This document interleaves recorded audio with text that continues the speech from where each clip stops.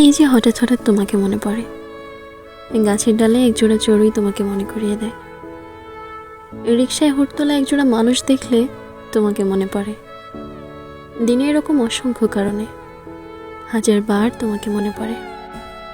তাই ভাবলাম দোষ বোধ হয় আমার এই চক্ষু দুটির। রাতে হঠাৎ ঘুম থেকে উঠে দেখি ঘড়ির কাঁটা তখন 3টায়।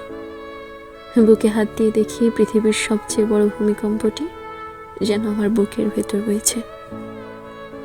তখন মনে হলো চোখের কোনো দোষ নেই, দোষ আমার মস্তিষ্কের।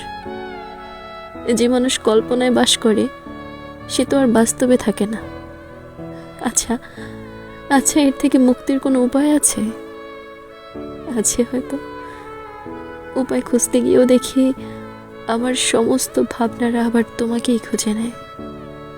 আমি যা লিখি তাতেই তুমি চলে আসো। যদি লিখি ফুল, তুমি হয়ে যাও সেই ফুলের কাঁটা। যদি লিখি দূরের আকাশ, তুমি হয়ে যাও রাতের জ্যোৎস্না।